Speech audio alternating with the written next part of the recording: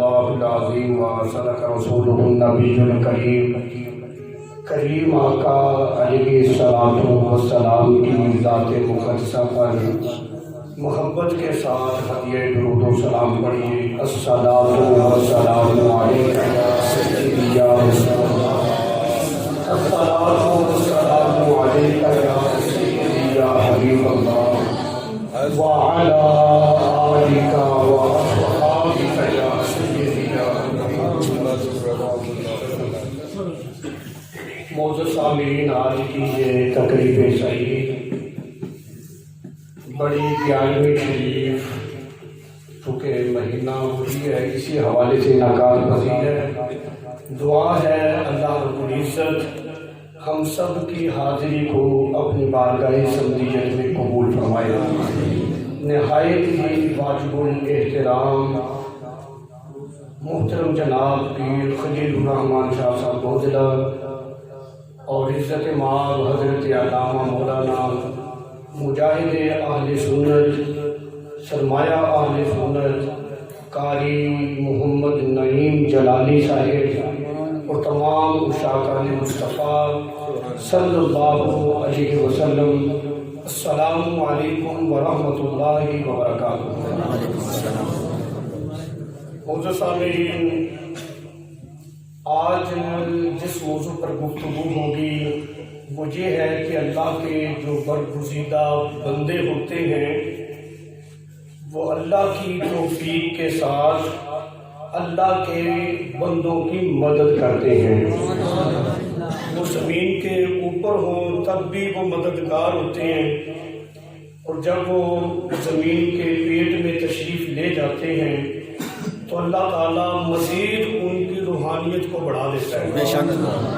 بندہ مر گیا، کہانی مک گئی، یہ اسلام کی تعلیمات نہیں، بلکہ جب یہ بزرگ صاحب مزار ہوتے ہیں ان کی طاقتیں مزید بڑھ جایا کرتی ہیں۔ اللہ تعالیٰ قرآن پاک میں فرماتا ہے ایاک نعبد و ایاک نستعین، کہ ہم تیری ہی عبادت کرتے ہیں، تجھ ہی سے مدد مانگتے ہیں۔ جہاں مقابلہ لگ جاتا ہے، کہتے ہیں کہ دیکھو جب قرآن پاک میں ہے ہم یہ کہتے ہیں کہ تیری ہی عبادت کرتے ہیں اور تجھ ہی سے مدد مانگتے ہیں، تو مطلب یہ ہے کہ عبادت بھی اللہ کی جائے گی اور مدد بھی اللہ ہی سے مانگی جائے گی۔ اللہ کے علاوہ نہ تو کسی کی عبادت جائز ہے اور نہ ہی اللہ کے علاوہ کسی اور سے مدد مانگنا جائز ہے۔ اس آیت مبارکہ کے اندر دو چیزیں ذکر ہوئی ہیں کہ عبادت، نمبر 2 مدد۔ عبادت تو غیر خدا کی نبی پاک علیہ الصلوۃ والسلام کی شریعت میں جائز نہیں ہے۔ عبادت فقط اور فقط اللہ تعالیٰ کی ہوگی، اللہ کے علاوہ کسی کی بھی عبادت میرے آقا علیہ الصلوۃ والسلام کے دین میں جائز نہیں ہے۔ ویسے بھی حضرت آدم علیہ السلام کو جو سجدہ تعظیمی کروایا گیا تھا، سرکار کی شریعت میں تو تعظیمی سجدہ بھی حرام ہے۔ آدم علیہ السلام کی شریعت میں چونکہ جائز تھا اس لیے فرشتوں سے سجدہ کروایا گیا تھا۔ اب سجدہ جو ہے عبادت کی نیت سے کیا جائے تو غیر خدا کو تو بندہ کافر ہو جاتا ہے۔ اگر اللہ کا ولی برگزیدہ نیک آدمی صاحب مزار سمجھ کے اس کو سجدہ کر لے ہیں تعظیماً تو اس سے بندہ کافر تو نہیں ہوتا، لیکن یہ حرام فعل ہے، گناہ گار ہوتا ہے۔ دوسری بات ہے کہ ہم تجھ ہی سے مدد مانگتے ہیں۔ آیا کہ مدد جو ہے اس کا تعلق اللہ تعالیٰ کے ساتھ بندے کا جو بنتا ہے وہ اسی طرح کا جس طرح کی عبادت کا ہے؟ ایسا نہیں ہے۔ حقیقی مددگار اللہ تعالیٰ ہے۔ اللہ تعالیٰ کے علاوہ اس کی توفیق اور مدد کے بغیر کسی کی کوئی بندہ کوئی مدد نہیں کر سکتا۔ حقیقی مددگار وہ ہے۔ ہاں، اللہ تعالیٰ کی توفیق کے ساتھ جو اللہ تعالیٰ کے برگزیدہ بندے ہیں وہ بندے بھی اللہ تعالیٰ کے بندوں کی مشکل کشائی کرتے ہیں، ان کے مددگار ہوتے ہیں۔ ایک بات بنیادی طور پر آپ ذہن میں بٹھا لیں، انشاءاللہ تعالیٰ جو میں نے بیان کرنا ہے اس کا خلاصہ سمجھ میں آ جائے گا۔ بنیادی طور پر یہ بات ذہن میں رکھیں، قرآن پاک ایاک نعبد و ایاک نستعین قبلہ، بس اسی کا نام تو قرآن نہیں نا، یا تو کہو کہ بس پورے قرآن میں ایاک نعبد و ایاک نستعین ہی ہے، اس کے علاوہ اس قرآن میں کچھ بھی نہیں، پھر تو کہتے کہ چلے ٹھیک ہے دین یہی ہے، اس سے آگے جانا کوئی نہیں۔ اگر رب تعالیٰ ہی اپنی کتاب میں یہ ارشاد فرما دے کہ میرے جو برگزیدہ بندے ہیں وہ بھی مددگار ہیں، تو پھر ایاک نعبد و ایاک نستعین اس کا غلط مفہوم لوگوں کے سامنے نہیں بیان کرنا چاہیے۔ قرآن ایک آیت کا نام نہیں، قرآن پاک کی ایک آیت کا انکار بھی کفر ہے، اس بات کو سمجھنا ہے۔ کون سی ایسی آیات ہیں جو ناسخ ہیں، کون سی ایسی آیات ہیں جو منسوخ ہیں، کس کا حکم کیا ہے، کون سی محکمات آیات ہیں، ان چیزوں کا جب تک علم نہیں ہوگا کوئی بندہ محض قرآن کے ترجمے سے احکامات الہیہ کو سمجھ نہیں سکتا۔ ایک ہی آدمی ترجمہ پڑھتے ہوئے وہ متذبذب ہوگا کہ ایک جگہ پہ رب فرماتا ہے کہ یہ کام نہیں ہونا، یہ جائز کوئی نہیں۔ مثال کے طور پر ایک آیت میں کہ غیب کا علم رب کے علاوہ کسی کو کوئی نہیں، اللہ ہی کو ہے بس۔ پھر آگے جا کے رب فرما دیتا ہے کہ رب اپنے منتخب بندوں میں سے جس کو چن لیتا ہے اس کو غیب کا علم عطا فرما دیتا ہے۔ مطلب یہ ہے کہ سارے قرآن کا پڑھنا مسلمان کے لیے ضروری ہے، قرآن کو سمجھے۔ خود سمجھ نہیں سکتا تو جنہوں نے قرآن سمجھا ہے ان کے پاس بیٹھے اور ایسی آیات کے بارے میں علم حاصل کریں۔ لیکن ہم بات کو تھوڑا سا آگے بڑھا دیتے ہیں۔ موضوع ہمارا یہ ہے کہ اللہ تعالیٰ کی توفیق کے ساتھ اللہ تعالیٰ کے جو برگزیدہ بندے ہوتے ہیں وہ اپنی حیاتی میں بھی مددگار ہوتے ہیں، صاحب مزار ہو کر بھی مددگار ہوتے ہیں۔ اللہ تعالیٰ قرآن پاک میں ارشاد فرماتا ہے، سب سے پہلی اور بنیادی بات جو کہی جاتی ہے غیر اللہ سے مدد مانگنا شرک ہے۔ یہ قرآنی تعلیمات نہیں، یہ ان کی اپنی گھڑی ہوئی خود ساختہ تعلیم ہے جس کو بناسپتی دین کہا گیا ہے۔ اس مارکیٹ کے اندر نیا دین انہوں نے پیش کیا ہے، قرآنی تعلیمات نہیں۔ اگر رب کے علاوہ کسی اور سے مدد مانگنا شرک ہوتا، کم از کم اللہ تعالیٰ شرک کی تعلیم اپنے بندوں کو قرآن میں نہ دیتا۔ اللہ تعالیٰ قرآن پاک میں ارشاد فرماتا ہے کہ دوسرا پارہ ہے سورہ بقرہ ہے، اس کی آیت نمبر جو ہے وہ 152 ہے۔ اللہ فرماتا ہے یا ایھا الذین آمنوا، کتنا مبارک لقب اللہ تعالیٰ نے محبوب کے امتیوں کو عطا فرمایا۔ رب فرما رہا ہے اے ایمان والو، کن کو؟ اپنے پیارے حبیب علیہ الصلوۃ والسلام کے امتیوں کو۔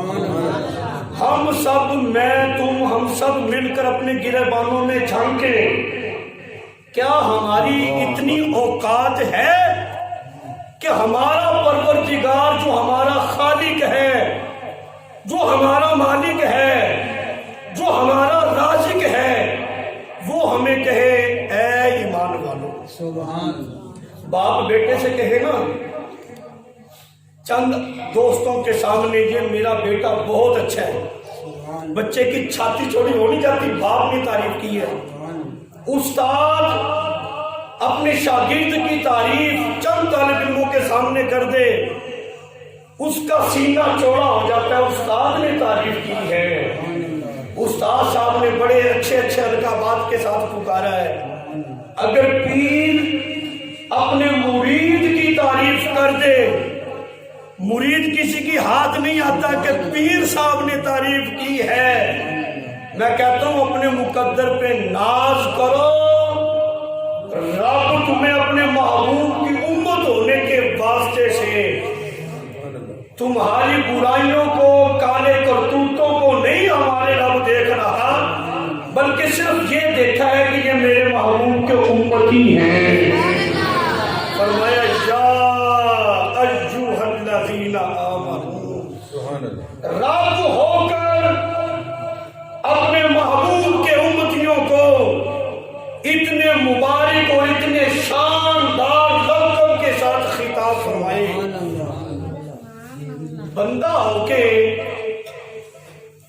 وہ طرح طرح کی باتیں کرے تو اس کی اوقات کیا ہے؟ یہ اپنے مقدر پہ ناز کرو۔ فرمایا کیا یا ایھا الذین آمنوا استعینوا بالصبر والصلاۃ۔ رب فرماتا ہے اے ایمان والو، مدد طلب کرو تم، مدد طلب کرو تم صبر سے اور نماز سے۔ مجھے بتاؤ صبر خدا ہے، نماز اللہ ہے؟ نہ صبر اللہ ہے نہ نماز اللہ ہے، صبر بھی غیر اللہ ہے، نماز بھی غیر اللہ ہے۔ اور رب فرما رہا ہے کہ ایمان والو نماز سے بھی مدد طلب کرو اور صبر سے بھی مدد طلب کرو۔ ان اللہ مع الصابرین، بے شک اللہ تعالی صبر کرنے والوں کے ساتھ ہے۔ مطلب یہ ہے کہ اللہ سے بھی مدد طلب کی گئی ہے، جو اللہ کے ساتھ ہو جائے یا اللہ جن کے ساتھ ہو جائے ان سے مدد طلب کرنا بھی، یہ بھی قرآنی تعلیمات سے ثابت ہے۔ نعرہ تکبیر، نعرہ رسالت، نعرہ رسالت، نعرہ تحقیق، نعرہ حیدری، تاجدار ختم نبوت، زندہ آباد زندہ آباد۔ یہ تیسرا پارہ ہے سورہ آل عمران، اس کی آیت نمبر ہے 81 آیت نمبر ہے اس کی۔ اللہ تعالیٰ قرآن پاک میں ارشاد فرماتا ہے وَإِذْ أَخَذَ اللَّهُ مِيثَاقَ النَّبِيِّينَ لَمَا آتَيْتُكُم مِّن كِتَابٍ وَحِکْمَةٍ۔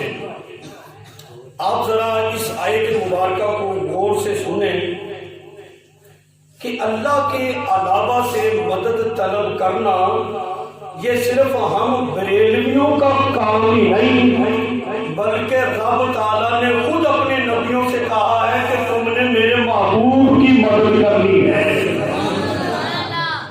اس کا حکم دیا ہے۔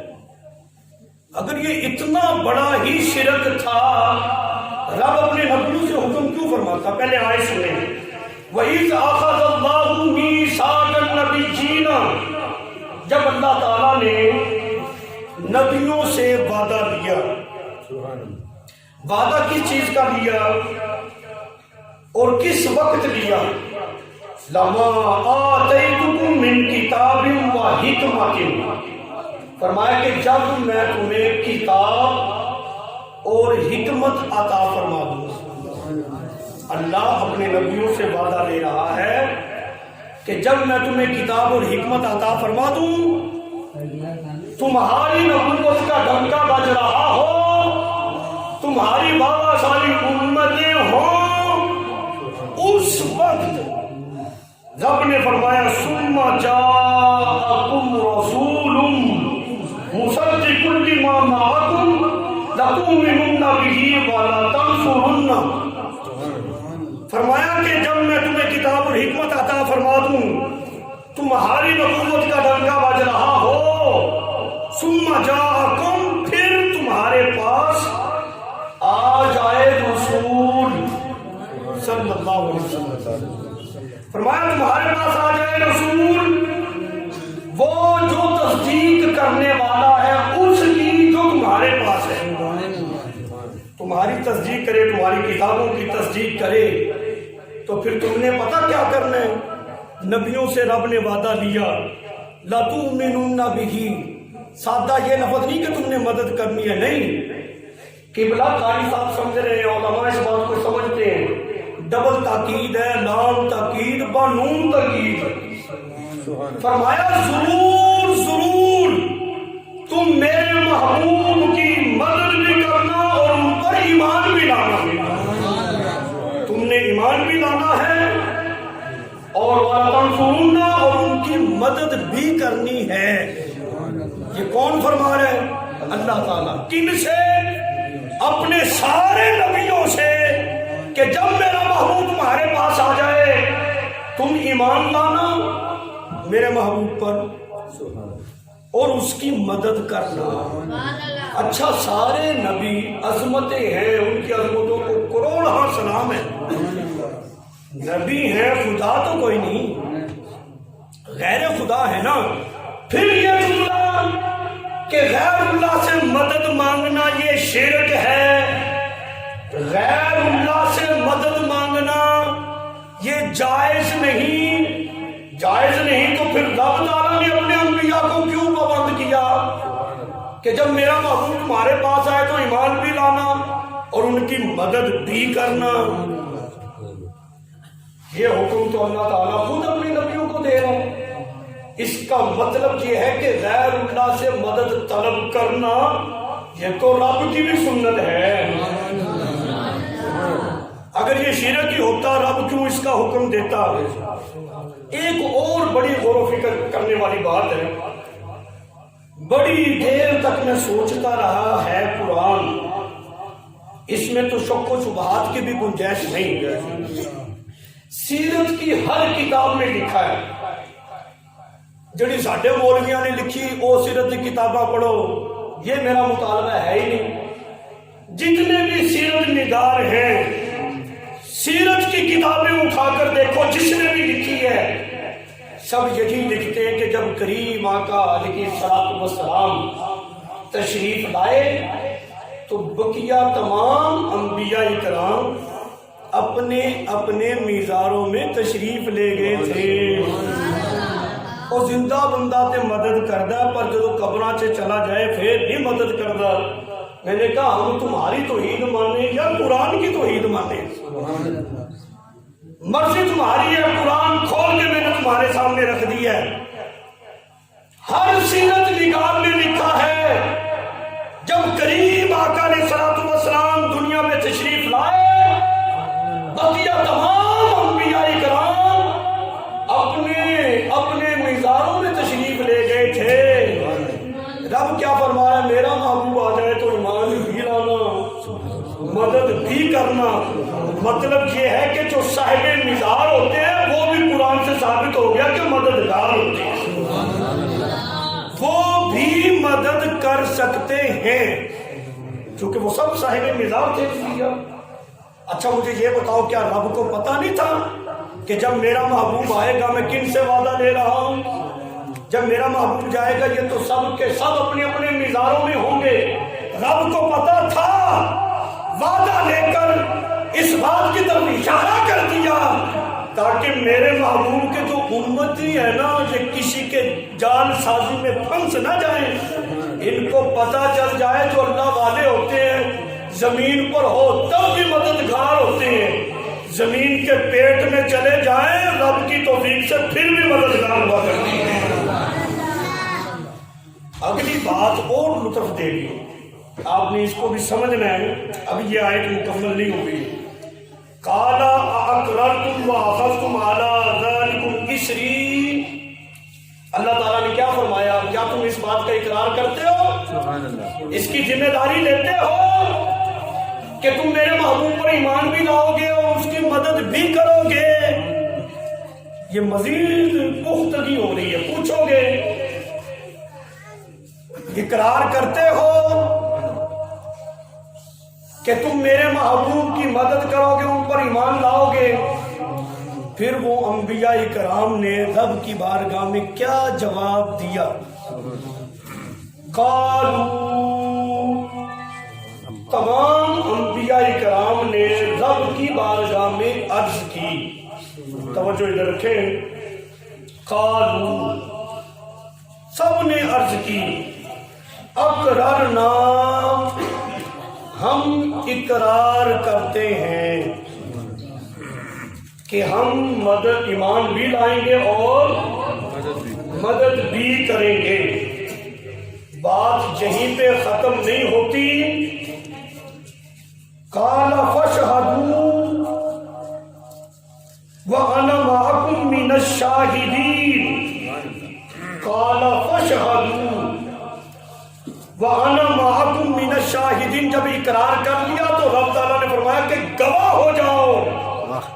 इस इकरार में तुम अकेले ही कोई नहीं, मैं भी तुम्हारे साथ पूरे गवाह शामिल हो। सुभान अल्लाह, सुभान अल्लाह। नारे तकबीर, अल्लाहु अकबर। नारे रिसालत, या रसूलल्लाह, नारे रिसालत, या रसूलल्लाह। ताजदारे खत्मे नबूवत, जिंदाबाद, जिंदाबाद। ताजदारे खत्मे नबूवत, गुस्ताखे नबी की एक सजा, गुस्ताखे नबी की एक सजा। सरतन से जुदा, सरतन से जुदा। इबला कारी साहब, मुझे ना बड़ा ताज्जुब होता है, मैं बड़ा सोचता हूँ यार, अजीब बात है, ऐसा अकीदा और ऐसा नजरिया जो कुरान की नसूस से टकरा रहा है। कुरान कुछ कहता है, ये कुछ कहते हैं। हमारे भोले भाले मुसलमान इनके पीछे। अभी कुरान की सुनो, अल्लाह कुरान में क्या फरमा रहे हैं। मैंने कोई बात अपनी तरफ से की है, कुरान पढ़ रहा हूं, उसका तर्जमा कर रहा हूं। ये तो सही तौर पर, वाज़ेह तौर पर देखो ना, अगर ये शिरक होता तो अल्लाह ताला खुद इसमें गवाह बनता और गवाहों के साथ खुद शामिल होता। एक चीज यहां पर और है, दीवारों पे लिखा होता है हमारे लिए, मेरे लिए बस अल्लाह ही काफी है। ये कुरानी तौहीद नहीं, ये ज़हन में रखना। ये इतना खतरनाक जुमला है जो मुसलमानों को गुमराह करने के लिए आया है। ये कुरान पाक मेरे हाथ में है। ये जो देहात के लोग किबला पीर साहब होते हैं ना जी, ये इतना कुरान का अदब करते हैं, जिस कमरे में कुरान पड़ा हो उसकी छत पे भी नहीं जाते। ऐसे ही है ना जी, जितने लोग ज्यादा होते हैं वो उतना ही ज्यादा दीन का अदब और एहतराम करते हैं, कुरान का एहतराम करते हैं। ये वही कुरान है जो मैं हाथ में लेकर बैठा हूं और वही मैंने कुरान आपके सामने पढ़कर सुनाना है। खुदा की कसम, ये कुरानी तालीमात नहीं जो आज लिटरेचर लोगों के अंदर तकसीम किया जा रहा है। आज हम महफिल करते हैं, महफिल करने के लिए चंद फ्लैक्स छपवाने की पैसे नहीं होते, ये इतने लाखों में ये पॉपुलर कहां से छप जाता है। कभी आपने इस चीज पे गौर किया है? महंगाई तो इतनी है, लोग तो सुबह शाम की 2 वक्त की 2 रोटियों की वजह से तंग हुए पड़े। ये इतना कुछ कैसे हो रहा है? कभी इस चीज पे गौर फिक्र आपने किया है? कुरान को साइड पे कर दिया, अपनी खुद साख्ता किताब को सामने करके लोगों को कहते हैं कि ये दीन है। दीन वही है जो रब ने अपनी मुकद्दस किताब में जिक्र कर दिया, या फिर करीम आका अलैहिस्सलातु वस्सलाम ने रब के कुरान की तफसीर अपनी ज़बान रिसालत से कर दी है, जिसको हम हदीस रसूल कहते हैं। अल्लाह कुरान पाक में इरशाद फरमाता है। पहले मैं इस बात पे जिक्र कर लूं, वलौ अन्नहुम इज़ ज़लमू अनफुसहुम जाऊका। रब फरमा रहा है कि जब तुम अपनी जानों पर जुल्म कर लो, मोहब्बत से सुभान अल्लाह कीजिए। सुभान अल्लाह। बात ये नहीं होती कि मजमा बहुत सारा हो, बंदा फिर ही बात करे, ये मेरा तो मिजाज नहीं है। हम क्लास में बैठाते पढ़ाते ना, किबला पीर साहब आप भी तो टीचर हैं, क्लास रूम में क्लास में 50 बच्चे हो तो उस्ताद उतनी दिलचस्पी से पढ़ाता है। 100 हो तो फिर भी, अगर एक क्लास के 5 बच्चे हैं तो उस्ताद फिर भी उसी दिलचस्पी से पढ़ाता है, उतनी मेहनत से उसी तरह समझाता है जिस तरह वो 100 तालिब इल्मों को समझा रहा होता है। ये एक टीचर की आदत होती है कि उसने बस वो बात अच्छे तरीके से करनी होती है। ये मिजाज खुतबा का नहीं होना चाहिए कि मजमे को देखकर बात करें। اللہ تعالیٰ ایسی سوچ سے ایسی فکر سے بھی ہمیں محفوظ رکھے آمین. کہ مجمع واہ کرنے والا ہو تو پھر تو بات ہو، جہاں پہ 4 آدمی ہو تو پھر بندہ اللہ رسول کی بات نہ کرے. کیوں؟ یہ میرے آقا علیہ الصلوۃ والسلام کی سنت ہے. حضور علیہ الصلوۃ والسلام نے ایک آدمی کو بھی رب کا پیغام پہنچایا. تو اس میں کوئی پریشانی نہیں ہے، لیکن آپ یکسوئی کے ساتھ بیٹھیں، توجہ کریں تو انشاءاللہ جتنی دیر گفتگو ہوگی اللہ اور اس کے رسول کا ذکر ہونا ہے. اور یہ تھوڑی دیر گفتگو میں نے کرنی، اس کے بعد پھر جو سلسلہ ہے بس توجہ آپ نے رکھنی. وَلَوْ أَنَّهُمْ إِذْ ظَلَمُوا أَنفُسَهُمْ جَاءُوكَ. رب فرماتا ہے کہ جب تم اپنی جانوں پر ظلم کر لو، جاؤں کا تم میرے محبوب کے دروازے پہ آ جاؤ. سبحان اللہ. میرے محبوب کی چوکھٹ پہ آ جاؤ. دیکھو نا، اگر میں نے، آپ ذرا توجہ کریں، اگر آدمی کسی کا ملازم ہے، کسی کے پاس کام کرتا ہے، اگر اس کا نقصان ہو جائے تو اسی کے پاس ہی جانا ہے نا، اس نے جو مالک ہے. نقصان میں کروں قبلہ قاری صاحب کا، چلا جاؤں بابا خلیل الرحمان شاہ صاحب کے پاس، ایسے تو بات نہیں نا بنے گی. مولا ہم نے نافرمانی کی ہے تیری، حکم عدولی کی ہے تیری، آنا پھر تیری بارگاہ میں چاہیے نا. تو اپنے محبوب کے دروازے پہ بھیج رہا ہے. قرآن کے مزاج کو سمجھو. رب فرماتے ہیں جب تم اپنی جانوں پر ظلم کر لو، یہ نہیں فرمایا میری بارگاہ میں آؤ، بلکہ فرمایا میرے محبوب کی چوکھٹ پر جاؤ. وسیلہ کہاں ہے؟ نحن اقرب الیہ من حبل الورید. اللہ شارک سے بھی زیادہ قریب ہو سکا. مولوی صاحب یہ آیت بس تجھے ہی پتہ ہے. رب جو قرآن نازل کرنے والا اس کو پتہ کوئی نہیں. جو صاحب قرآن ہے، جس میں قرآن نازل ہوا، اس کو پتہ کوئی نہیں. یہ ایسا دین ہے جو صحابہ کو سمجھ نہیں آیا، یہ 2.5 کتابیں پڑھنے والے مولویوں کو سمجھ میں آ گیا ہے. اگر بوجھ اٹھانے سے قبلہ قاری صاحب، بوجھ اٹھانے سے بندے کو علم کا پتہ چلتا اور عالم بندہ بنتا تو سب سے بڑا عالم پھر کھوتا ہوتا نا، وہ زیادہ وزن اٹھاتا ہے. انہوں نے سمجھ لیا کہ جس کا بڑا اپنا زیادہ وزن ہے تو وہ زیادہ بڑا عالم ہے. ایسا نہیں ہوتا. بات وہ ہے جو رب نے قرآن میں ذکر کر دی. وَلَوْ أَنَّهُمْ إِذْ ظَلَمُوا أَنفُسَهُمْ جَاءُوكَ. رب فرمایا جب تم اپنی جانوں پر ظلم کر بیٹھو، جاؤ میرے محبوب کے بارگاہ میں حاضر ہو. مولا نافرمانی تیری کی ہے، گناہگار تیرے بندے ہیں، تیری بارگاہ میں حاضر ہوتے. مالک تو ہے، ہم تیرے بندے ہیں، محبوب کے دروازے پہ کیوں؟ اللہ شارک سے زیادہ قریب ہے، پھر بھی محبوب کے پاس بھیج رہا ہے. اب اس کو ذرا سمجھنا. فَاسْتَغْفَرُوا اللَّهَ وَاسْتَغْفَرَ لَهُمُ الرَّسُولُ لَوَجَدُوا اللَّهَ تَوَّابًا رَحِيمًا. فرمایا میرے محبوب کے پاس جاؤ. محبوب کے پاس جا کر کرنا کیا ہے؟ پھر اپنے رب سے معافی مانگو. فَاسْتَغْفَرُوا اللَّهَ، اپنے رب سے معافی مانگو. میرے محبوب کی چوکھٹ پر گئے ہو، منت سماجی کرنا، پھر میرا محبوب بھی تمہاری سفارش کرے. سفارش تو کوئی کر ہی نہیں سکتا، شفاعت تو ہے ہی نہیں، ہے پاگل. اور یہ قرآن ہے. رب فرماتا محبوب کے پاس جاؤ اور مجھ سے معافی مانگو اور میرا محبوب بھی تمہاری سفارش کرے. جب یہ 2 کام ہو گئے نا، لَوَجَدُوا اللَّهَ تَوَّابًا رَحِيمًا. رب فرماتا ہے کہ پھر تم بہت زیادہ توبہ قبول کرنے والا پاؤ گے. یعنی اللہ تعالیٰ توبہ کب قبول کرے گا؟ جب رب کی بارگاہ میں معلوم کا وسیلہ پیش کیا جائے گا. اس کے بغیر نہیں. اللہ تعالیٰ نے ساری کائنات پیدا ہی وسیلے سے کی ہے.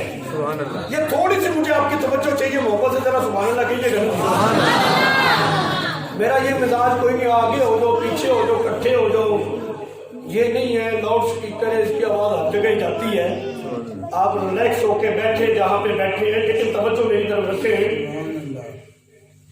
بات بڑی قابل غور ہے، بڑی توجہ طلب ہے. اللہ تعالیٰ نے ساری کائنات وسیلے کے تحت تابع پیدا کی ہے. ان اللہ علی کل شیء قدیر، اللہ تعالیٰ ہر شے پہ قادر ہے نا.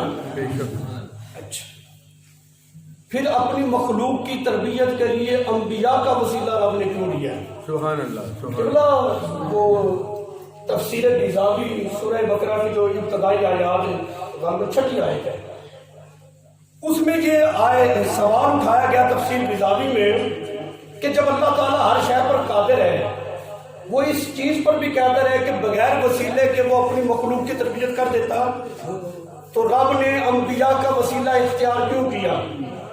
انبیاء کے وسیلے سے اپنی مخلوق کی تربیت فرمائی کیوں؟ بڑا خوبصورت علامہ قاضی بیضاوی رحمۃ اللہ علیہ نے جواب ارشاد فرمایا. آپ نے فرمایا کہ اللہ تو بغیر وسیلے کے اپنے بندوں کو دے سکتا ہے، لیکن ہم بغیر وسیلے کے لے کوئی نہیں سکتے. یعنی وسیلہ اپنا کر اللہ تعالیٰ نے محبوب کی امت پہ بڑا کرم فرمایا ہے. ہم ڈائریکٹ لے نہیں سکتے، وہ دے سکتا ہے. ہمارے عجز کی وجہ سے، ہماری کمزوری کی وجہ سے اللہ تعالیٰ نے ان وسیلوں کو اختیار فرمایا. ہماری عجز کو دیکھ کر رب وسیلے اپنائے تو رب کی جاہو جلال کو دیکھ کے ڈائریکٹ جائے. اپنی اوقات دیکھ بھائی، پہلے یہ بات نہیں بن سکتی. اپنی اوقات دیکھ. علاقے کے کیا اوقات ہے؟ علاقے کا جو تھانے دار ہوتا ہے، ایس ایچ او ہوتا ہے، یہ دنیا بھی ہوتے ہیں نا، کیا آئیں گے؟ اس کے پاس تو ڈائریکٹ جایا نہیں جاتا. علاقے کا جو M P M L A ہو، اس کے پاس بڑے جتن کر کے پہنچتے ہو. جو رب ہے اس کی بارگاہ میں تم ڈائریکٹ جانے کا پروگرام تم نے بنا رکھا ہے. نہیں، ایسے نہیں بھائی. جو طریقہ کار اللہ تعالیٰ نے اپنایا ہے کہ اپنی مخلوق کی تربیت، اللہ تعالیٰ نے وسیلے کے تحت انبیاء کا وسیلہ لیا. پھر قرآن کا نزول، اپنی وحی کا جو طریقہ کار رکھا تھا وہ جبریل کے وسیلے سے. بولو نا، ایسا ہوا کہ نہیں؟ سبحان اللہ بولو نا.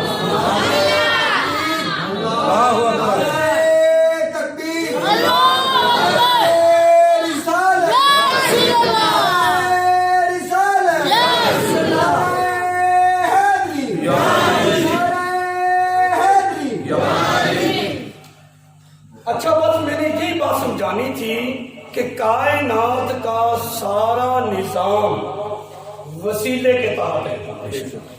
یہ اللہ تعالیٰ نے ساری کائنات وسیلے کے تحت بنائی. سبحان اللہ. ہر کام وسیلے کے تحت ہی ہوتا ہے، بغیر وسیلے کے کچھ بھی نہیں ہوتا. ہر چیز میں وسیلہ ہم تسلیم کر رہے ہیں.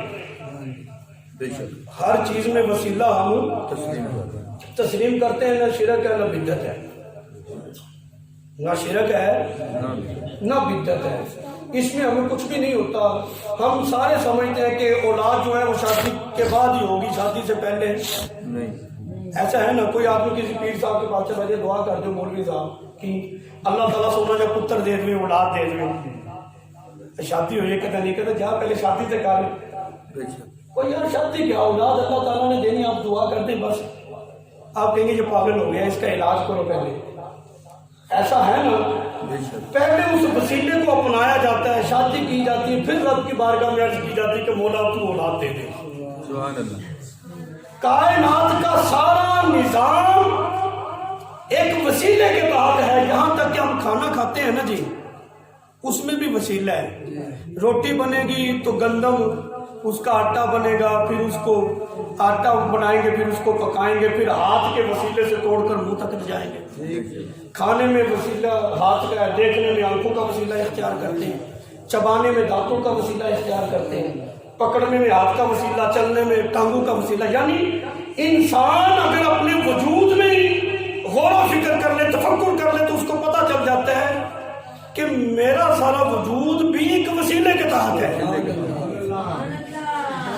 اب جو بات میں نے کی تھی وہ میں سمجھانے لگا ہوں. محبت سے ذرا سبحان اللہ کہو. ہم ایسے توحید کے قائل نہیں جو دیواروں کے اوپر لکھی ہوئی ہے کہ میرے لیے بس اللہ ہی کافی ہے. یہ قرآنی توحید نہیں. قرآن میں اللہ تعالیٰ اپنے محبوب سے کیا ارشاد فرما رہا ہے؟ یہ جی سورہ انفعال 10واں پارہ ہے. اس آیت کو آپ نے گھر جا کے چیک کرنا. ترجمہ کوئی بھی ہو, اس کے بھی میں پابندی نہیں لگاتا جی فلانا ہی ترجمہ ہونا چاہیے. کوئی بھی ترجمہ ہو یا پھر کوئی بھی ترجمہ نہ لیں, آپ لغت کے حساب سے, اس کا عربی گرامر کے حساب سے آپ ترجمہ خود کریں. اگر اتنی صلاحیت رکھتے ہیں تو ترجمہ وہی ہوگا الحمدللہ جو ہم کریں گے. اللہ تعالیٰ قرآن پاک میں ارشاد فرماتا ہے, یا ایھا النبی حسبک اللہ ومن اتبعک من المؤمنین. میں نے قرآن پڑھا ہے, بابا بلے شاہ کے شعر پہ سبحان اللہ ہونی چاہیے تو قرآن کے بزرگوں کے شعر بھی ماشاء اللہ, لیکن یہ تو پھر سب کا قرآن ہے. تمہارا ٹائم میں نے ضائع نہیں کرنا. جو شعر و شاعری والا ٹائم ہوتا ہے انشاءاللہ اس وقت میں بھی یا قرآن پڑھا جائے گا یا رسول اللہ کا فرمان پڑھا جائے گا. یا ایھا النبی, کہتے جی یا رسول اللہ جائز کوئی نہیں. کیسی عقل ہے, رب قرآن میں محبوب کو فرما رہا ہے یا ایھا النبی. رب فرمائے بندہ اکڑے تو پھر بندے کی بدقسمتی ہے اور کچھ بھی کوئی نہیں. یا ایھا النبی حسبک اللہ, اے نبی تمہارے لیے اللہ کافی ہے. اے نبی تمہارے لیے, سارے بولو اے نبی تمہارے لیے. یہ قرآن ہے, اے نبی تمہارے لیے. اگلا جملہ سنو, ایمان تازہ ہو جائے گا. یا ایھا النبی حسبک اللہ ومن اتبعک من المؤمنین. اے نبی تمہارے لیے اللہ کافی ہے اور تمہارے فرما بردار مومنین بھی کافی ہیں. کہ جو تمہاری امت کے فرما بردار ہے نا, فرمایا محبوب وہ بھی تیرے لیے کافی ہے.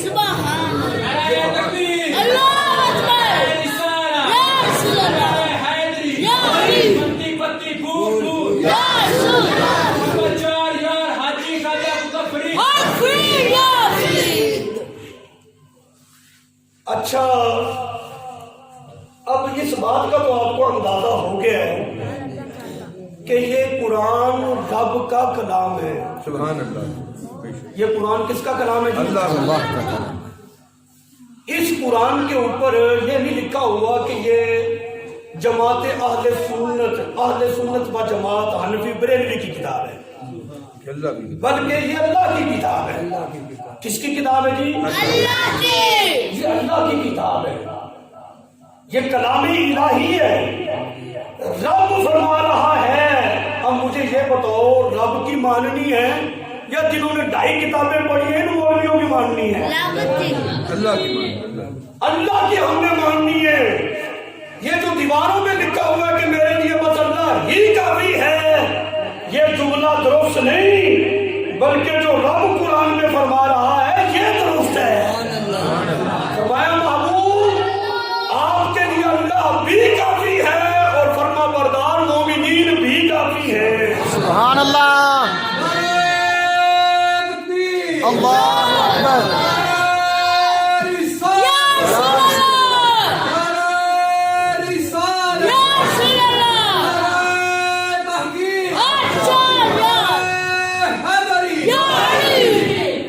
غیر اللہ سے کہتے مدد نہیں مانگنی چاہیے. میں نے کہا اچھا ایسا دین ہے جو تمہیں سمجھ میں آ گیا, صحابہ اکرام کو سمجھ نہیں آیا تھا جنہوں نے قرآن بھی رسول اللہ سے پڑھا تھا. دیکھو نا جی, جتنے بڑے عالم دین کا جو شاگرد ہوتا ہے نا جی, اس طالب علم کو اس کے شاگرد کو بھی اتنی ہی عزت سے دیکھا جاتا ہے. تو یار یہ مفتی ارشاد احمد نقشبندی رحمۃ اللہ علیہ کا شاگرد ہے, اور یار یہ بابا خادم حسین رضوی کا شاگرد ہے, اور جناب قبلہ قاری صاحب یہ کنز العلماء ڈاکٹر اشرف حسن چرانی صاحب کے شاگرد ہیں. یعنی استاد کی حیثیت کو دیکھ کر اس کے شاگرد کا علم کا اندازہ لگایا جاتا ہے. ایسا ہوتا ہے نا, جنہوں نے دنیا دار یعنی علماء سے پڑھا ہے، جتنے بھی بڑے عالم سے پڑھا ہو، اگر پڑھا تو کسی عالم سے ہی ہے نا، وہ عالم ہے، وہ تو صحابی بھی کوئی نہیں۔ لیکن مجھے یہ بتاؤ کہ جس نے قرآن دین رسول اللہ سے پڑھا ہو اس کے علم کا کوئی مقابلہ کر سکتا ہے؟ نہیں۔ میں کہتا ہوں ساری کائنات کے جتنے علماء ہیں ان کے علم کو ایک پلڑے میں ڈالو، صحابی کا ایک سانس دوسرے پلڑے میں ڈالو، وہ بھی وزنی ہو جائے گا۔ میں ان صحابہ کی بات کر رہا ہوں جنہوں نے رب کا قرآن بھی محبوب سے پڑھا ہے، صاحب قرآن سے، دین سرکار کی چوکھٹ پہ حضور کے قدموں میں بیٹھ کر سیکھا ہے۔ نبی پاک علیہ الصلوۃ والسلام کی پردہ فرمانے کے بعد، رحلت کے بعد قحط پڑ گیا، مدینہ شریف میں قحط پڑ گیا۔ صحابہ کرام اکٹھے ہو کر ام المومنین صدیق باپ کی صدیقہ بیٹی محدثہ حضرت عائشہ رضی اللہ تعالی عنہا آپ کی چوکھٹ پر حاضر ہو گئے کہ قحط پڑ گیا، کیا کریں؟ نبی پاک علیہ الصلوۃ والسلام نے اپنی زوجہ کے بارے میں پتہ کیا فرمایا تھا؟ ام المومنین حضرت عائشہ رضی اللہ تعالی عنہا کے بارے میں فرمایا تھا، میرے غلاموں، میرے بعد اگر کوئی مسئلہ بن جائے تو تم عائشہ کے پاس آ جانا، میں نے اس کو محدثہ بنا دیا ہے۔ صحابہ کرام ام المومنین کے دروازے پر عرض کی قحط پڑ گیا، اب کیا کریں؟ توجہ ہے، سبحان اللہ، محبت سے سبحان اللہ جی، حدیث شریف سنا رہا ہوں۔ قحط پڑ گیا، دروازے پہ آنے والے رسول اللہ کے صحابہ ہیں، جس کے دروازے پہ آئے ہیں وہ نبی پاک علیہ السلام کی زوجہ ہے، مومنوں کی ماں ہے، محدثہ ہے، نبی پاک کی شاگرد ہے، حضور نے ان کو پڑھایا ہے۔ استاد پڑھائے اور پھر استاد کہہ دے کہ یہ میرا شاگرد مفتی ہے، تو لوگ کہیں گے لے بھی یہ سند ہو گیا، اب اس کی ڈگریاں نہ بھی دیکھو تو اس کے علم میں شاید کوئی نہیں۔ جس کے بارے میں حضور کہہ دے کہ میں نے محدثہ بنا دیا ہے، تو ام المومنین کے علم میں کچھ شک ہو سکتا ہے؟ نہیں ہو سکتا۔ صحابہ دروازے پر آئے، ام المومنین سے درخواست کی، مدینے میں قحط پڑ گیا ہے، اب کیا کریں؟ آپ نے یہ نہیں فرمایا صحابہ تمہیں کیا ہو گیا، تمہیں توحید کا سبق بھول تو نہیں گیا؟ جاؤ تم رب کی بارگاہ میں، تم غیر اللہ کے دروازے پہ آ گئے ہو۔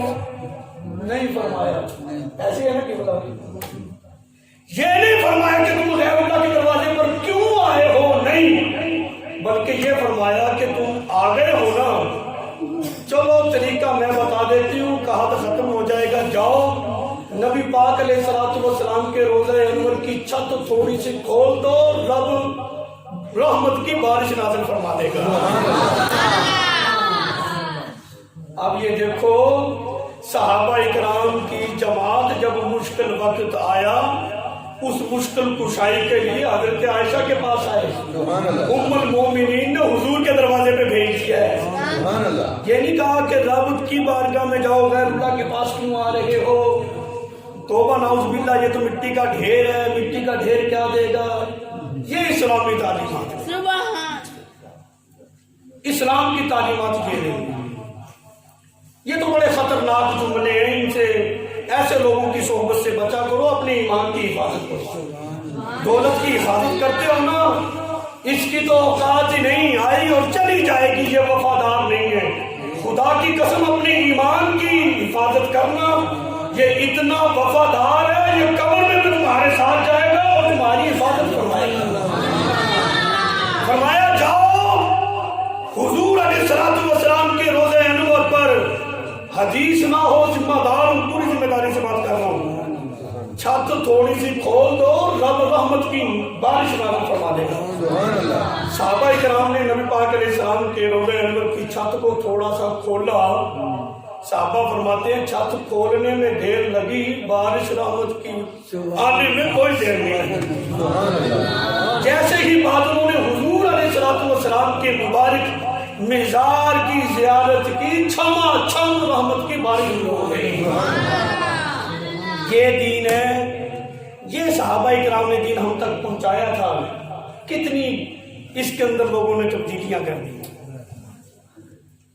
او جی جتھے جڑا لگیا رہن دیو، کسی نو کچھ نہ آکھو، یہ بہت بڑی زیادتی ہے دین کے ساتھ. کبھی آپ تنہائی میں بیٹھ کر، میرے جملے سخت ضرور ہیں لیکن قبر میں یہ بڑے کام آئیں گے، خدا کی قسم انشاءاللہ، کیونکہ اس سے ایمان کی حفاظت ہونی ہے. آج لوگ مجھے برا کہیں گے، مجھے اپنی پرواہ نہیں ہے، لیکن یہ ہے کہ میری گفتگو سے کسی ایک کا بھی ایمان بچ گیا تو میرا بھی بیڑا تر جائے انشاءاللہ. دنیا کا کیا ہے؟ ڈاکٹر علامہ اقبال رحمۃ اللہ علیہ آپ کا بڑا خوبصورت ایک شعر آپ فرمایا کرتے تھے، زندگی سال ہو 100 سال گزر جائے گی. سال کی زندگی ہے، پھر بھی گزرنا 100 سال ہے، پھر بھی گزر جانا ہے. دوش پہ کمبل ہو یا سال گزر جائے گی. دوش کہتے کندھے کو. دوش پہ کمبل ہو یا سال گزر جائے گی. تم امیروں کی با اقبال گزر جائے گی، ہم غریبوں کی بہار آن گزر جائے گی. مالدار لوگوں کی ٹھیک ہے، عیش و عشرت کے ساتھ سکون کے ساتھ زندگی گزرے گی. جو فقراء ہیں اگرچہ اذیت ہی صحیح گزر، ان کی بھی جانی ان کی بھی جانی. تو اس کا بھروسہ نہ کریں گے، جیسی کیسی ہے یہ فانی زندگی ہے، اس نے آخر ختم ہونا ہے. حفاظت اس کی کرو جس نے ہمیشہ رہنا ہے اور جس نے ہماری حفاظت کرنا ہے. مال وہ ہے جس کی ہم حفاظت فرماتے ہیں، ایمان وہ ہے جس نے ہماری حفاظت فرمائی. وہ شعر بڑا خوبصورت ہے اور حقیقت ہے کہ محمد کے غلاموں کا کفن میں یہ وہ حضور کے غلام ہیں جنہوں نے ساری زندگی اپنی ایمان کی بھی حفاظت کی اور رسول اللہ کے ایمانوں پہ بھی پہرا دیتے رہے. یہ ان کی بات ہو رہی ہے. اللہ تعالیٰ قبلہ بابا جی کے مزار کو تا قیامت شاد و آباد رکھے اور لوگ وہاں سے فیض حاصل کرتے رہے. اس مرد کلندر نے اپنی زندگی بڑی خوبصورت گزاری ہے. ساری زندگی لوگ پتہ نہیں کیا باتیں کرتے رہے. وہ ایسا دیوانہ تھا، وہ جب بھی بات کرتا تھا کسی کی نہیں کرتا تھا، وہ رسول اللہ کی کرتا تھا، رب کے محبوب کی بات کرتا ہے. کسی نے کہا کرسی کے پیچھے ہے، کسی نے کہا یہ کرتا ہے وہ کرتا ہے. جواب وہ پتہ کیا دیتا تھا؟ وہ پھر سرکار کی بات کر دیتا تھا. بڑے لوگوں نے کہا جی تمہارے بارے میں فلانے نے یہ کہا، تم بھی جواب دو. کہتا جو وقت جواب دینے میں لگانا ہے وہ بھی میں حضور کے ذکر میں لگا دوں گا. ایسا دیوانہ بندہ جی. اللہ تعالیٰ ان کے مزار پہ کروڑا رحمتوں کا نزول کرے، آمین. لے جی اب ذرا قرآن پاک کی اگلی آیت سماعت فرمائیں. حضرت موسیٰ علیہ السلام کو جب حکم ہوا نا جاؤ نا ذرا فرعون کے پاس. یہ جو وقت کے جو فرعون ہوتے ہیں نا، ان کے ساتھ ٹکر لینا یہ بے وقوفی نہیں ہے. جو وقت کا فرعون ہو اس کی آنکھوں میں آنکھیں ڈال کے کھڑے ہونا، اس سے ٹکر لینا یہ بے وقوفی نہیں. اگر یہ بے وقوفی ہوتی تو رب اپنی نبی کو کیوں حکم دیتا یہ وقت کے فرعون کے پاس جاؤ؟ نہیں، بلکہ یہ رب کا پسندیدہ کام ہے کہ جو وقت کا فرعون ہو اس کے سامنے بھی کلمہ الہ کو بلند کرو. اس کو بھی پتہ چلے کہ تمہارے سامنے ہم بغیر اسلحے کے بھی سینہ تان کے کھڑے ہیں. تمہارے حضرت حبیب بن زید تھے نا جی، جو مسیلمہ کذاب کے دربار میں حضور علیہ السلام کا پیغام لے کر گئے تھے.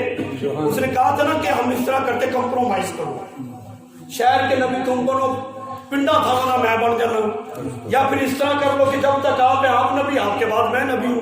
حضور نے فرمایا انا خاتم النبیین لا نبی بعدی، آخری نبی میں ہوں، میرے بعد کوئی نبی نہیں. تو کذاب ہے، جھوٹا ہے. بلکہ جہاں تک بھی آیا حضور علیہ السلام کے پاس اٹھے نہیں تھی. شاہ فرمایا تو دیہات مانگتا ہے، میں تو تجھے یہ ٹہنی بھی نہیں دیتا نبوت کے نام پر. فرمایا میرا یہ جواب کون لے کر جائے گا حبیب بن زید مسلمہ کذاب کی طرف؟ وہ بہت بڑا وقت کا فرعون تھا، اپنی فوج تھی اس کے پاس. اچھا حضور کا غلام پتہ کون کھڑا ہوا ہے؟ سر پہ کھجوروں کا ٹوکرا رکھ کر مدینہ شریف کی گلیوں میں آوازیں لگا کر کھجوریں بیچا کرتا تھا، چھوٹے چھوٹے بہت سارے اس کے بچے تھے. کھجور کھا رہا تھا، جیسے حضور نے فرمایا فوراً بولا یا لبیک یا رسول اللہ، لبیک یا رسول اللہ. نعرہ تکبیر، اللہ اکبر. نعرہ رسالت، یا رسول اللہ، نعرہ رسالت، یا رسول اللہ. لبیک لبیک لبیک یا رسول اللہ، لبیک لبیک لبیک یا رسول اللہ، لبیک لبیک لبیک یا رسول اللہ. تاجدار ختم نبوت، زندہ آباد، زندہ آباد، تاجدار ختم نبوت، زندہ آباد، زندہ آباد. وہ میرے آقا علیہ الصلوۃ والسلام کا غلام حبیب بن زید کھجور کھا رہے تھے. جلدی سے بولے نا تو وہ کچھ ذرات منہ میں ہو تو وہ نکلتے نا بھائی. صحابہ نے کہا یار حوصلہ کر، پہلے کھا تو لے. کہتے میں کھانے میں لگا رہوں اور یہ سعادت کوئی اور لے جائے. میں تیار ہوں. سرکار نے فرمایا چلے ٹھیک ہے، یہ ہے تو ذرا اس طرح جانا کہ پتہ چلے کہ رسول اللہ کا غلام آئے. سرکار نے اپنا نیزہ اپنا گھوڑا عطا فرمایا کہ جا اس پہ جا کے نیزہ گاڑا، فرمایا پکڑ تیرا جواب آ گیا ہے. جو بڑے لوگ ہوتے تھے نا ان کی عادت یہ تھی خط خود نہیں پڑھتے تھے، ان کے غلام کھڑے ہوا کرتے تھے، وہ پڑھ کے سناتے. دربار لگا ہوا ہے، مسلمہ کذاب کا کافی سارے لوگ بیٹھے وہ پڑھ کے سنا رہے ہیں. حضور نے فرمایا کہ آخری نبی تو میں ہوں، تو جھوٹا ہے، تو کذاب ہے. جب یہ بات بندہ اپنی مسند پہ ہو اور اپنی شان و شوکت کے ساتھ ہو، بہت سارے بندے اس کے اپنا نوکر شاکر آگے پیچھے ہو، چاپ پروسی کرنے والے، اور پھر وہاں پہ یہ آواز بلند ہو کہ تو جھوٹا ہے، کذاب ہے. جلال میں آ گیا. حبیب بن زید سے کہنے لگا تمہارے نبی نے میرے بارے میں یہ کہا، سنا تیرا کیا پروگرام ہے. بھی چل اس سے تو اپنی نبوت کا اعلان کرواؤں نا. حبیب بن زید کہنے لگے جی میرا پروگرام کیا ہونا ہے، میرا وہی جو حضور نے فرما دیا سرکار اللہ کے نبی تو جھوٹا ہے. اس نے ہاتھ کاٹ دیا. یہ باتیں ہی آسان ہے جی، آج تو ہاتھ کڑی لگے افراتفری پڑی ہوتی ہے، اتنی افراتفری اس کو نہیں پڑتی جس کے لگتی ہے. لوگوں کو زیادہ پڑ جاتی ہے. بہرحال یہ کوئی اتنی بری بات نہیں ہے یار. وہ جی پولیس آپ آ گئی، ہاتھ کڑیاں لگ گئی، لے گئے شو، کوئی بری بات نہیں ہے. جن کے ہم مقلد ہیں امام اعظم ابو حنیفہ کا جنازہ بھی جیل سے نکلا. یہ ہمارے اسلاف کی تاریخ رہی ہے.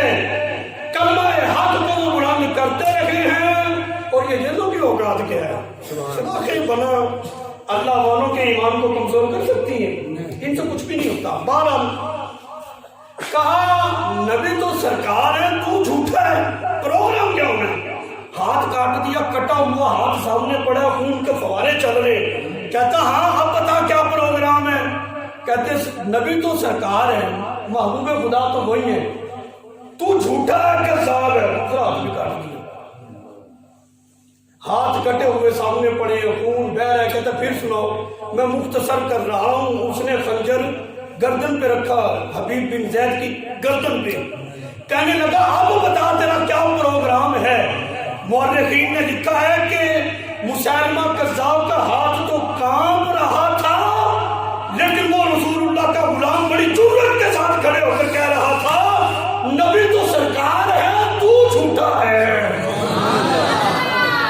تاجدار ختم نبوت، زندہ آباد، زندہ آباد، تاجدار ختم نبوت، زندہ آباد، زندہ آباد، تاجدار ختم نبوت، زندہ آباد، زندہ آباد، تاجدار ختم نبوت، زندہ آباد، زندہ آباد. اچھا میں یہ بات کر رہا تھا کہ وقت کے فرعون کی آنکھوں میں آنکھیں ڈالنا یہ عمل رب کو بڑا پسند ہے. اپنے نبی حضرت موسیٰ علیہ السلام کو رب نے حکم دیا جب فرعون کے پاس جاؤ. حضرت موسیٰ علیہ السلام نے رب کی بارگاہ میں کیا عرض کی، وَاجْعَلْ لِي وَزِيرًا مِّنْ أَهْلِي هَارُونَ أَخِي. اللہ بنا میرے لیے وزیر میرے اہل میں سے، اور وہ میرا بھائی ہارون، اس کو وزیر بنا دے، اس کو بھی نبی بنا دے. اچھا اشدد بہ ازری، اشدد بہ ازری، اور میرے بھائی کی وجہ سے مجھے طاقت دے. میری پشت کو مضبوط کر. اچھا یہ بات رب کی بارگاہ میں کون کر رہا ہے؟ موسیٰ علیہ السلام. یہ اللہ کے نبی ہیں. سبحان اللہ. رب نے فرمایا کہ فرعون کے پاس جاؤ, عرض کی مجھے مزید طاقت چاہیے, اس طرح کرو کہ ہارون کو جو میرا بھائی ہے اس کو بھی نبی بنا دو اور اس کے ذریعے مجھے قوت دی جائے, مجھے طاقت ملے. رب تعالیٰ نے تو یہ نہیں فرمایا ہے موسیٰ تجھے کیا ہو گیا, رب میں ہوں, مدد غیر اللہ کی مانگ رہا ہے تو مجھ سے مدد مانگنا, میں تجھے طاقت دوں مزید. رب نے یہ نہیں فرمایا, بلکہ غیر خدا کی مدد موسیٰ علیہ السلام نے رب سے مانگی ہے. رب نے بھی آپ کی اس بات کو مان کر ان کو نبی بنا کر مدد کر دی. اچھا اس سے بڑھ کر میں اور قرآن کیا پیش کروں بھائی؟ جو غیر خدا سے مدد مانگنا اگر شرک ہی ہوتا تو موسیٰ علیہ السلام نے عرض کیوں کی رب کی بارگاہ میں؟ پھر رب تعالیٰ نے موسیٰ علیہ السلام کی بات کو ماننا ہی کیوں؟ پھر ان کے ذریعے مدد دی کیوں؟ یہ ہے ہمارا سوال. یہاں پر بھی یہ مسئلہ بالکل ثابت ہو جاتا ہے کہ غیر خدا سے مدد طلب کرنا یہ انبیاء کی بھی سنت ہے. تو صاحب اور داتا صاحب تسی کی لین جاندے ہو, اچھا تہاڈا کی پہ قبلہ وہ نا 11ویں شریف کا پروگرام تھا, وہاں پہ میں نے ایک بات کی تو بات ہوتی تھی نبی کو دیوار پیچھے کا پتہ نہیں. میں کہ یار موضوع کے حساب سے باتیں ہوتی ہیں, بہرحال لوگ شرارتی ہوتے ہیں, انہوں نے شرارت کرنی ہوتی ہے. میں نے کہا تو نبی کے بارے میں بات کرتا ہے کہ ان کو دیوار پیچھے کا پتہ نہیں, اور پوچھ تو ہم سے رہا ہے. ہم تو ایسے بزرگوں کے ماننے والے ہیں, داتا علی حجویری رحمۃ اللہ علیہ, انہی کے بارے میں آتا ہے نا. انہوں نے مسجد بنائی تو بعض لوگوں نے کہا جی اس کا جو قبلہ ہے نا, سمت قبلہ ہے درست نہیں. آپ نے فرمایا ایسا کرو کہ نماز آج میرے پاس آ کر پڑھو. سلام پھیرا فرمانے لگے جناب یہ ہماری مسجد کا محراب ہے اور وہ سامنے خانہ کعبہ شریف ہے, لائیو سب کو قبلہ شریف دکھا دیا. میں کہ تو نبی کی بات کرتا ہے, ہم تو ایسے بزرگوں کے ماننے والے ہیں, دیوار پیچھے تو کیا بیٹھے لاہور میں ہوتے ہیں اور قبلہ دکھا دیا کرتے ہیں. سوال کرو ہستی کون سی اور سوال کیا ہے؟ یہ بھی کوئی بات ہے کہ نبی کو دیوار پیچھے کا پتہ نہیں؟ میں کہ تیرا سوال ہی غلط ہے. شایان شان سوال ہونا چاہیے. یوں پوچھ جو دیوار پیچھے شے ہے اس کو نبی کا علم ہے کہ کوئی نہیں؟ یہ بات پوچھ. جب کائنات کا ذرہ ذرہ, کائنات کی ہر شے میرے نبی کو جانتی ہے, یہ امتی ہو کر جان لے تو سرکار نبی ہو کے کیوں نہیں جانتے؟ فضول بات ہے. بس جس کو اللہ تعالیٰ ایمان کی سلامتی عطا فرما دے تو میں کہتا ہوں یہ بہت بڑی دولت ہے. بس ایمان کی سلامتی اسی میں ہوتی ہے, ایسے لوگوں سے پرہیز ہی اچھا ہے. بس اچھا یہاں سے یہ بالکل ثابت ہو گیا کہ موسیٰ علیہ السلام نے بھی رب کی بارگاہ میں سوال کر کے غیر اللہ سے مدد مانگی ہے کہ اس کے ذریعے مجھے قوت دی جائے. اگر یہ درست نہ ہوتا تو کبھی بھی آپ یہ سوال رب کی بارگاہ میں نہ کرتے. لیکن محبت ایک مرتبہ سبحان اللہ. فَإِنَّ اللَّهَ هُوَ مَوْلَاهُ وَجِبْرِيلُ وَصَالِحُ الْمُؤْمِنِينَ وَالْمَلَائِكَةُ بَعْدَ ذَلِكَ ظَهِيرٌ. لیکن یہ قرآن پڑھا ہے میں نے, یہ 28واں پارہ ہے سورہ تحریم ہے, اس کی آیت میں نے پڑھی ہے. فَإِنَّ اللَّهَ هُوَ مَوْلَاهُ, بے شک اللہ تعالیٰ آپ کا مددگار ہے. آپ کا مددگار ہے, یعنی نبی پاک علیہ الصلوۃ والسلام کا مددگار ہے. کون؟ اللہ تعالیٰ. یہ قرآن میں آیت یہاں پہ ختم نہیں ہوئی. ایاک نعبد و ایاک نستعین, صرف ایک ہی آیت پڑھ کر دین کی روش کو تبدیل کر کے لوگوں کے ایمانوں کو گمراہ کرنے والوں دعوت فکر دیتا ہوں, سنو میں بھی قرآن پڑھ رہا ہوں. قرآن کو سمجھو. رب قرآن میں فرما رہا ہے فَإِنَّ اللَّهَ هُوَ مَوْلَاهُ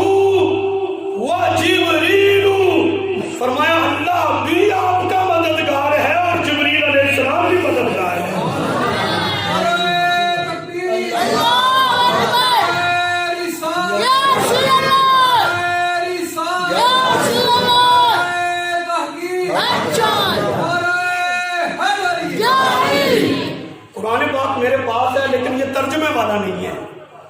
یہ میرے تلاوت قرآن پاک پڑھنے والا تھا. قرآن پاک وہی میں اٹھا کے دے رہا ہوں.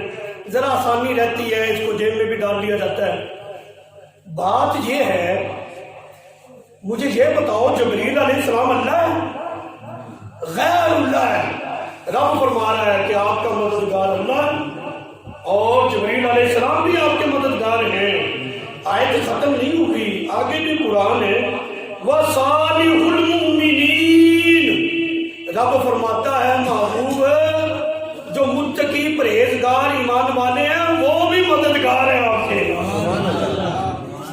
ہاں جی سناؤ کیا پروگرام ہے. اب قرآن والی توحید کو ماننا ہے, وہ بناوٹی کاغذات جڑی لکھی ہوئی ہے وہ مننی ہے. محبت سے سبحان اللہ بولو نا. وصالح المؤمنین, اور ایمان والے بھی مددگار ہیں. آگے فرمایا والملائکۃ بعد ذلک ظہیر, اس کے بعد رب کے فرشتے بھی مددگار ہیں. اللہ بھی مددگار, جبریل علیہ السلام بھی مددگار, ایمان والے متقی پرہیزگار بھی مددگار, رب کے فرشتے بھی مددگار. اچھا بابا فرید یہ متقی پرہیزگار ہے کہ کوئی نہیں؟ پھر مددگار ہے. پھر یہ نہ پوچھا کرو بابا صاحب کیا لینے گئے ہو. او جی ہم مصیبتوں کے مارے ہوئے ہیں, ان بزرگوں کے پاس جاتے ہیں وہ ہماری مشکل کشائی کرتے ہیں. مشکل کشا تو فقط اللہ ہے. اسے کہا اللہ بھی ہے. اللہ جس کو جس پر کرم نوازی فرماتے رب کی توفیق کے ساتھ وہ بھی مشکل کشا ہوتا ہے. اتنی ڈرنے اور گھبرانے کی بات کیا ہے جب اللہ تعالیٰ نے اپنے برگزیدہ بندوں کو یہ انعامات اور یہ صفات عطا فرمائی ہیں. تو میرا پھر خیال یہ ہے کہ ویسے آیات تو بہت ساری ہیں, میں نے چند آیات آپ کے سامنے پیش کی, ٹائم کی قلت کو بھی ملحوظ رکھنا ہے. یہاں پر صرف ایک آخری بات, اس کے بعد میں اجازت چاہوں گا. یوں سمجھے بیان ہو گیا ہے. ایک التجا ہے آپ سب سے, کوئی بھی بات ہو سن کے یہ نہ کو جو فلانے نے کہہ دیتا تو قرآن ہے تو حدیث ہے ایویں ہے, اس کے پیچھے نہ لگ جائے. اگر تحقیق کرنی ہے تو پھر دوسری طرف بھی آؤ, ان سے بھی پوچھو. پہلی بات تو یہ ہے کہ جو لوگ دین کے بارے میں وافر معلومات نہیں نہ رکھتے, ان کے لیے یہی ہے کہ وہ بد مذہب لوگوں کی محفل میں نہ جائیں, نہ بیٹھیں. یہ میرے آقا علیہ السلام کی تعلیمات ہیں. حضرت عمر فاروق رضی اللہ تعالیٰ عنہ کتنے جلیل القدر صحابی ہیں. نبی پاک علیہ السلام کو کوئی اندیشہ نہیں تھا کہ یہ واپس لوٹ جائیں گے, ایمان کو چھوڑ دیں گے, اسلامی تعلیمات کو چھوڑ کر دوبارہ کفر کی طرف جائیں گے. یہ میرے آقا علیہ السلام کو اس بات کا کوئی اندیشہ نہیں تھا. چند اوراق بھر کے ان کے پاس تورات کے تھے, وہ پڑھ رہے تھے. نبی پاک علیہ السلام نے ان کو دیکھا تو حضور کی آنکھیں سرخ ہو گئی, چہرے پہ جلال آ گیا, ان کو پتہ نہیں ہے وہ بس پڑھ رہے.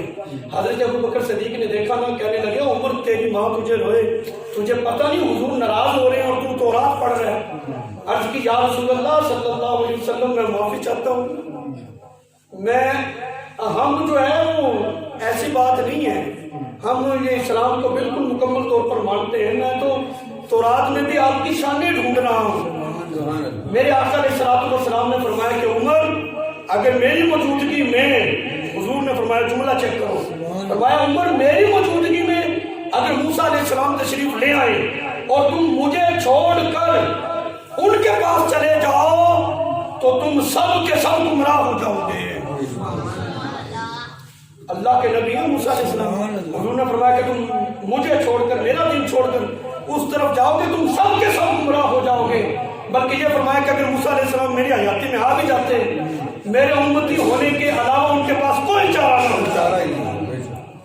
آپ اندازہ کریں جب حضرت عمر فاروق رضی اللہ تعالیٰ عنہ سے حضور اتنے خفا ہو رہے ہیں, جو دین کے بارے میں وافر معلومات رکھتے تھے, صرف بد مذہب لوگوں کی کتب اور ان کے بارے میں معلومات حاصل کرنے کی صرف اس عالم دین کو اجازت ہے جس نے ان سے مناظرے کرنے ہوتے ہیں. اور جس کو اس کی حاجت ہے ضرورت ہے ان کو دعوت فکر دینی ہوتی ہے اس کے لیے ضرورت ہے. ہر عالم کو بھی اجازت نہیں اس کی. جب ہر عالم کو اس بات کی اجازت نہیں کہ بد مذہب لوگوں میں جا کر بیٹھے ان کی تعلیمات کو سنے ان کی کتب کو پڑھے تو پھر عام لوگوں کو اس کی اجازت کہاں ہو سکتی ہے؟ یہ ہے میری التجا. جو سمجھے آج کا یہ خلاصہ یہ ہے بد مذہب لوگوں کی مجلس میں نہ بیٹھا کرو. برے لوگوں کی مجلس میں بیٹھو گے جتنے بھی تم مضبوط ہو ایک نہ ایک دن وہ صحبت میں برا بنا دے گی. اچھے لوگوں کی صحبت میں بیٹھو گے تمہارا اچھا بننے کا پروگرام نہ بھی ہو اللہ تعالیٰ اس اچھی صحبت کی وجہ سے تمہیں اچھا بنا دے گا.